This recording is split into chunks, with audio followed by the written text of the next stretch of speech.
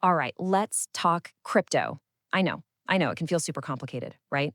Well, what if I told you we could explain the whole thing with a simple story about monkeys, some stones, and believe it or not, coconuts?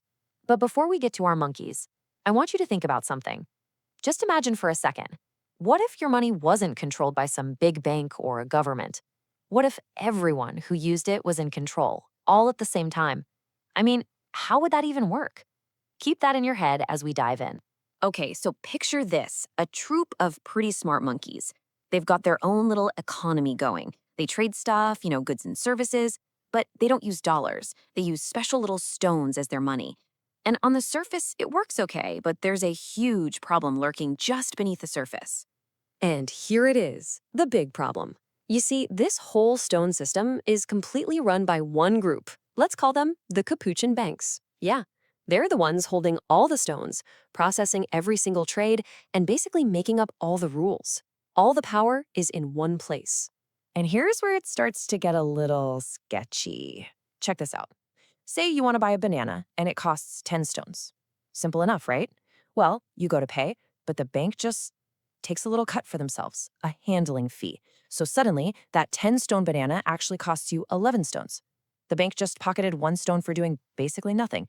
Starting to sound a little familiar, isn't it? But oh, those little fees? That's just the tip of the iceberg. The real damaging problem is this special power that only the Capuchin Banks have. They can literally just create more stones out of thin air whenever they feel like it. And that right there is a perfect, simple picture of what we call inflation. Think about it. You've worked hard, you've saved up 100 stones, but then the bank just, poof, creates thousands of new stones. Suddenly, your 100 stones are just a drop in the ocean. That pile of stones you were so proud of, it can't even buy as many bananas as it could yesterday. Your savings just evaporate. And it's not because you did anything wrong, it's because the bank decided to print more money. So let's just recap, right? The whole stone system is totally failing our monkeys. They're getting skimmed on every trade, their savings are disappearing right before their eyes, and it's all because this one group has all the power. So yeah, the monkeys are fed up. They know there's got to be a better way to do things. And this frustration, it leads them to a brilliant, absolutely revolutionary idea. They think, you know what? Forget trying to fix this broken stone system. Let's just create something totally new. And so they do.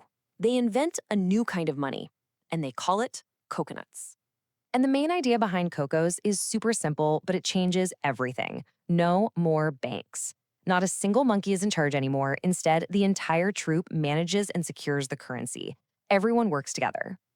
I mean, the difference here is just night and day. The old stone system, that was a pyramid, with a few powerful monkeys at the top calling all the shots. But with coconuts, it's a network. Everyone's connected, everyone sees the rules. It's totally transparent. It's basically a shift from a money dictatorship to a money democracy.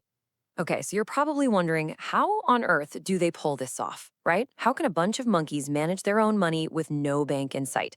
Well, their solution is actually beautiful in its simplicity. It all comes down to one thing: a giant, unbreakable rock. So this big rock is basically their public record book. Think of it like a giant shared ledger. Every single time one monkey gives a coconut to another, that trade gets carved permanently right into the rock. And here's the most important part. That big rock sits right in the middle of the village where every single monkey can see it 24/7.